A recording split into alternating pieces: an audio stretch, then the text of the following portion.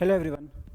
आज हम लोग एक ऐसे फर्टिलाइज़र की बात करेंगे, अगर वो शायद नहीं होता तो फिर दुनिया में लाखों करोड़ों लोगों के लिए खाना पूरा करना पॉसिबल नहीं था। ठीक है, ये कोई बनाई हुई बात नहीं है, this is a fact. Nitrogen के फर्टिलाइज़र की बात करें तो नाइट्रोजन के फर्टिलाइज़र तीन फॉर्म में प्रेजेंट होते हैं। ज़्यादातर जो नाइट्रोजन के फर्टिलाइज़र हैं वो आपको तीन फॉर्म में देखने को मिलेंगे, एक आपका अमाइड फॉर्म है, एक नाइट्रेट है और एक अमोनियम है।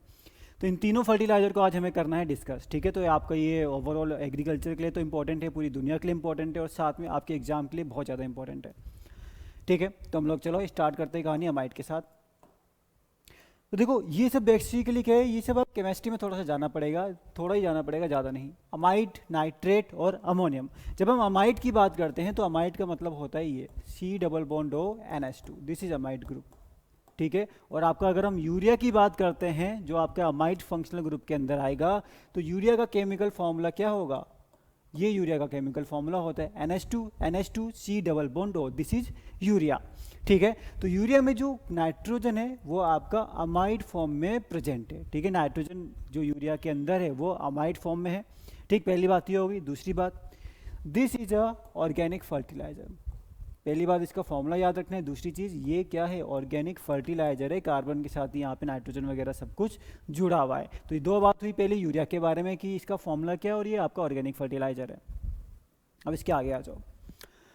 अब अगर आपको यूरिया को सॉइल में डालना है, ठीक है, अब आपको क्या करना है, यूरिया को आप सॉइल में डालना है। भाई सॉइल से वो क्या होगा, धीरे धीरे प्लांट को मिलेगा उसका नाइट्रोजन। ठीक है, तो जब भी इसको सॉइल में अगर आप डालोगे तो आपको पहली बात का ये ध्यान रखना होगा कि यूरिया जो है वो हाइग्रोस्कोपिक है। ठीक है, मतलब यूरिया जो है वो एटमॉस्फेयर से मॉइस्चर या वाटर को क्या करता है, अगर आपने यूरिया का बैग खुला रख दिया तो हवा से मॉइस्चर या वाटर को लेगा और ख़राब हो जाएगा। ठीक है, यूरिया थोड़ा पिघलने लगेगा, क्यों, क्योंकि एयर से मॉइस्चर को ले सकता है, जिसको हम बोलते हैं हाइग्रोस्कोपिक। तो urea is a highly hygroscopic fertiliser. तो आपको बैग उसका रात को खुला नहीं छोड़ देना है, या फिर आपको अगर इसे किसी फर्टिलाइजर के साथ मिक्स करना है तो आपको जैसे ही अप्लाई करना है उससे जस्ट पहले ही मिक्स करना है। ये नहीं कि आपने मिक्स करके रखा अब परसों अप्लाई करेंगे, जैसे ही मिक्स करना, जैसे ही आपको अप्लाई करना है फील्ड में उसी टाइम आपको इसको मिक्स करना है। तो दोनों बात आपको ध्यान में रखनी है। Urea is a highly hygroscopic fertiliser. ठीक है भाई, फर्टिलाइजर हो गया। और किस बात का ध्यान रखेंगे, एक टर्म आती है बायूरेट। भाई बायूरेट का मतलब होगा 1.5% एंड 0.5। जब यूरिया को बनाया जाता है तब यूरिया को बहुत ज़्यादा हाई टेम्परेचर पे रखा जाता है, और उस यूरिया जब बहुत ज़्यादा हाई टेम्परेचर पे जाएगा तो यूरिया मेल्ट होने लगता है, पिघलने लगता है। यूरिया के पिघलने के टाइम पे, मेल्ट होने के टाइम पे एक टॉक्सिक कंपाउंड बनता है जिसको हम कहते हैं क्या, बायूरेट।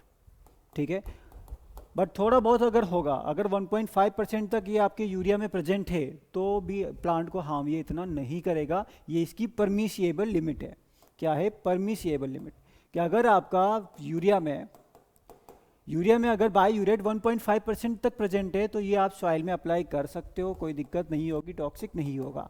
अगर आपको फोलियर एप्लीकेशन करना है, डायरेक्ट प्लांट के ऊपर छिड़कना है, तो आपको 0.5% तक बायूरेट आप अलाउ कर सकते हो। ठीक है, तो दो बातें यहाँ पे हो गई। क्या कि उसका फॉर्मूला क्या था, ऑर्गेनिक फर्टिलाइजर था। हमने कहा हमें अप्लाई करना है तो हमें किन बातों का ध्यान रखना होगा, एक तो इसका हाइड्रोस्कोपिक नेचर होगा। ठीक है, दूसरा बायूरेट परसेंटेज कितना होना चाहिए।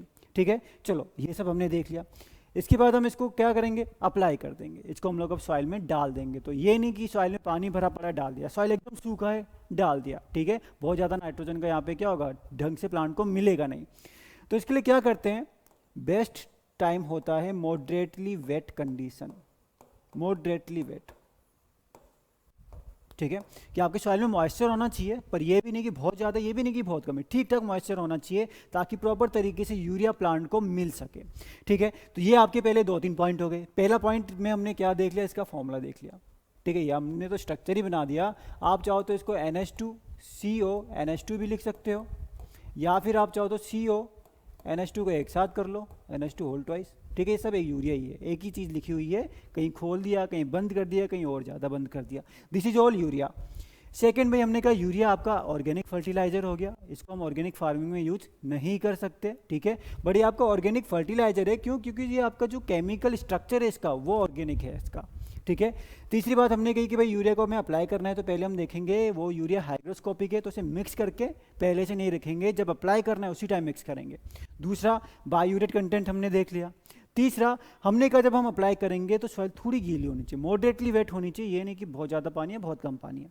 ठीक है, चलो अप्लाई कर दिया। अप्लाई करने के बाद क्या होगा, अप्लाई करने के बाद होगी यूरिया की हाइड्रोलिसिस। ठीक है, बट एक चीज़ और बता दूँ आपको, यूरिया जब आप लोगे ना तो आप या तो प्रिल्ड यूरिया डाल रहे होगे, जनरली जो मार्केट में मिलता है या हम अप्लाई करते हैं उसको हम प्रिल्ड यूरिया कहते हैं। ठीक है, या तो आप यूरिया सुपर ग्रेन्यूल्स डालोगे। यूरिया सुपर ग्रेन्यूल क्या हुआ, अगर यूरिया आपको थोड़ा बड़े बड़े साइज का है तो उसको हम यूरिया सुपर ग्रेन्यूल्स कहते हैं। ठीक है, तो चलो हमने मॉडरेटली वेट कंडीशन में यूरिया को अप्लाई कर दिया। अब देखो भाई, अप्लाई होने के बाद क्या होगा, ये नहीं होता कि भाई आपने यूरिया और वाइट कलर का यूरिया का आया, ये प्रिल यूरिया आपने लिया वाइट कलर का डाल दिया और प्लांट ने उसको अपटेक कर लिया, ऐसा तो नहीं होता। यूरिया की होती है हाइड्रोलिसिस, दिस इज यूरिया। ठीक है, अब क्या होगी, यूरिया की हाइड्रोलिसिस होगी। यूरिया को ब्रेक डाउन होता है, यूरिया टूटता है। ठीक है, यूरिया क्या होगा, ब्रेक डाउन होगा, टूटेगा। सॉइल में एक एंजाइम होगी, ये एंजाइम लगभग सारे माइक्रो ऑर्गेनिज्म के पास प्रेजेंट होती है, मतलब सॉइल में इस एंजाइम की कोई कमी नहीं है, हमें अलग से नहीं देनी, सॉइल में प्रेजेंट है। कौन सी एंजाइम, यूरिएज एंजाइम। ठीक है, यूरिएज एंजाइम की खास बात ये भी है कि इसके अंदर निकल प्रेजेंट होगा। ठीक है, तो ये इंपॉर्टेंट है यहाँ पे। तो यूरिया को यूरिएज एंजाइम ब्रेक करेगी, तोड़ेगी और बनाती है अमोनियम कार्बोनेट। क्या बन जाएगा, अमोनियम का कार्बोनेट बन जाएगा, NH4 होल ट्वाइस CO3। ठीक है, अमोनियम कार्बोनेट बन गया। तो ये क्वेश्चन भी आता है भाई कि यूरिया की हाइड्रोलिसिस से क्या बनेगा, अमोनियम कार्बोनेट बनेगा। अब अमोनियम कार्बोनेट चलो आगे जाके नाइट्रिफिकेशन वगैरह होके हो सकता है नाइट्रेट बन जाएगा और फिर ये प्लांट को मिल जाएगा। ठीक है, तो ये बात हो गई यहाँ पे। ये यूरिया की हाइड्रोलिसिस से 3 से लेकर 7 दिन तक इस चीज़ में लग सकते हैं। आपने आज यूरिया डाला तो 2 घंटे बाद यूरिया प्लांट को नहीं मिल जाएगा, वो धीरे धीरे ब्रेक डाउन होगा, अमोनियम में कन्वर्ट होगा, अमोनियम से हो सकता है वो नाइट्रेट में कन्वर्ट हो और फिर फाइनली जाके प्लांट उसका अपटेक करेगा। तो इस सारे प्रोसेस में 3 से 7 दिन का टाइम लग जाता है। ठीक है, this is all about urea. इतना ध्यान रखना है आपको यूरिया के बारे में। ठीक है, ये चीज़ें मैंने यहाँ लिख भी रखी है बट बहुत शॉर्ट में लिखी है। तो वही हाईली हाइग्रोस्कोपिक है, मॉडरेटली वेट है। ठीक है, सब कुछ मैंने आपको इसमें बता दिया। प्रिल्ड यूरिया का देखो साइज भी लिखा हुआ है कि जो हम प्रिल्ड यूरिया नॉर्मली मार्केट में मिलता है जनरली यूरिया, तो 2 से 4 mm के आसपास होगा। यूरिया सुपर ग्रेन्यूल से तो थोड़ा बड़ा होता है, आपका 10 mm के आसपास का उसका साइज होता है। 10 mm मतलब 1 सेंटीमीटर के आसपास का इसका साइज होता है। एक चीज़ और लिखिए, यूरिया आपका जो सॉइल है उसको स्लाइटली एसिडिक करेगा, बहुत ज़्यादा एसिडिक नहीं करता, थोड़ा बहुत एसिडिक पर करता है, स्लाइटली एसिडिक यूरिया सॉइल को करेगा। तो ये आपको यूरिया के बारे में बस इतनी सी बात रखनी है ध्यान। ठीक है, यूरिया समझ में आया तो हम आएंगे नाइट्रेट के ऊपर। वह नाइट्रेट से ऊपर एक और चीज़, भाई ऐसा हमेशा से नहीं था कि हमारे पास अमोनिया बना दिया हमने। देखो सारे फर्टिलाइजर बनाने के लिए ना जो मेन चीज़ हमें चाहिए होती है डैट इज अमोनिया, अमोनिया चाहिए होता है। नाइट्रोजन के फर्टिलाइजर अगर बनाने हैं तो बिना अमोनिया के नहीं बन सकते। ठीक है, तो पहले क्या था, पहले हमारे पास ना अमोनिया था ना कुछ था। अब एटमॉस्फेयर में नाइट्रोजन तो बहुत है, बल्कि सबसे ज़्यादा एटमॉस्फेयर में नाइट्रोजन ही है। प्लांट को भी सबसे ज़्यादा मतलब बहुत ज़्यादा नाइट्रोजन की रिक्वायरमेंट होती है। ठीक, पर प्लांट एटमॉस्फेयर से नाइट्रोजन ले नहीं सकता। और सॉइल में जो नाइट्रोजन है, ठीक है, वो आपका सब ऑर्गेनिक फॉर्म में प्रेजेंट होता है जो प्लांट ले नहीं सकता, मतलब प्रोटीन होगा, अमीनो एसिड होगा। तो हम लोग तो प्रोटीन अमीनो एसिड भले ले लेंगे, पर प्लांट जो है वो प्रोटीन अमीनो एसिड वगैरह ले नहीं सकता। ठीक है, वो ये सब चीज़ें नहीं कर सकता। फिर ठीक है, थोड़ा बहुत नाइट्रोजन फिक्सेशन वगैरह करते हैं कुछ माइक्रो ऑर्गेनिज्म जो एटमॉस्फेरिक नाइट्रोजन को क्या अमोनिया वगैरह में कन्वर्ट कर देंगे आपका। ठीक है, अमोनियम आयन में कन्वर्ट कर देंगे। तो यहाँ पे एक साइंटिस्ट थे जिन्होंने बहुत सालों तक काम किया, बहुत मेहनत करी और फाइनली एक प्रोसेस निकाला जिसमें उन्होंने क्या किया, जिसमें उन्होंने नाइट्रोजन को हाइड्रोजन के साथ जोड़ के रिड्यूस कराया और अमोनिया बनाया। ठीक है, 1-2 दिन का काम नहीं, सालों का काम है। और भी कई सारे साइंटिस्ट थे जिनका इसमें कंट्रीब्यूशन रहा है। तो एक बहुत इंपॉर्टेंट प्रोसेस है जिसने नाइट्रोजन के फर्टिलाइजर का बनना पॉसिबल किया। ये प्रोसेस नहीं होता तो नाइट्रोजन के फर्टिलाइजर भी अभी इतनी ईजिली आसानी से नहीं बन रहे होते और फूड प्रोडक्शन जो है वो बहुत ज़्यादा लिमिटिंग हो जाता, क्योंकि भाई नाइट्रोजन सबसे ज़्यादा डेफिशिएंट होता है सॉइल में।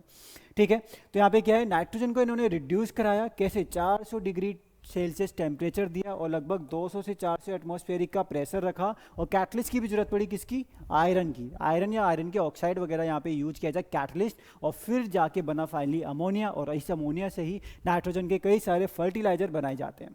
बाकी मैंने आपको यूरिया की हाइड्रोलिसिस के रिगार्डिंग तो चलो बता दिया। ठीक है, तो इसको हम हाइबरबोस प्रोसेस बोलते हैं जिसमें नाइट्रोजन का रिडक्शन करा के हम उसको अमोनिया गैस में कन्वर्ट करते हैं, फिर से अमोनिया गैस से बाकी नाइट्रोजन के फर्टिलाइजर बनाए जाते हैं। अब देखो क्या है, अब नाइट्रेट की बात करते हैं। ठीक है, now we will talk about nitrate.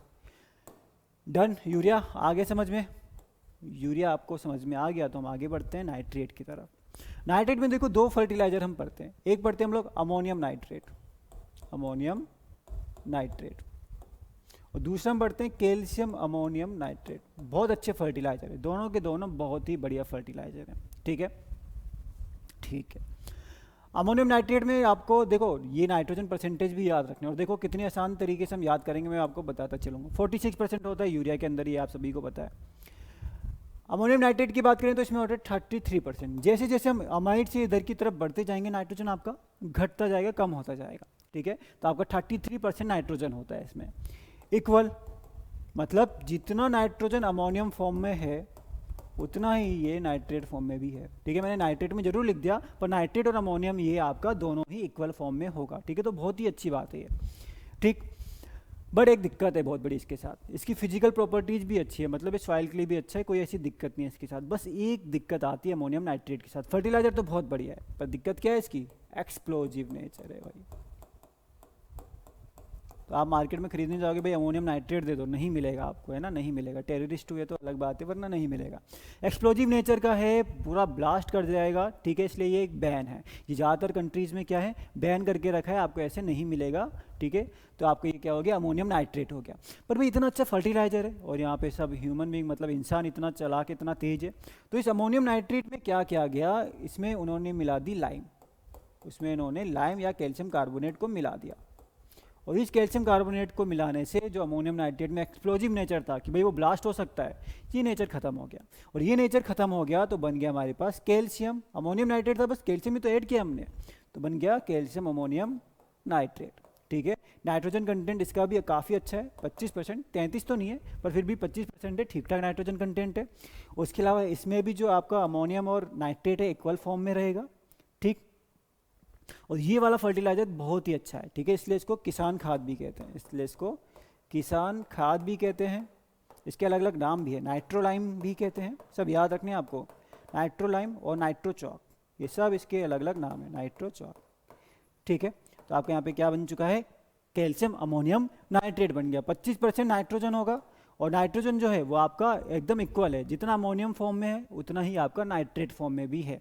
ठीक, और क्या बोला, इसको किसान खाद, नाइट्रोलाइम, नाइट्रोचॉक ये सब भी कहा जाता है, किसको, कैल्शियम अमोनियम नाइट्रेट को। ठीक है, चलो, तो अब इतनी बात समझ में आ गई आपको कि भाई ये 33% था, अब हम पहुँचे कितने में, 25% में।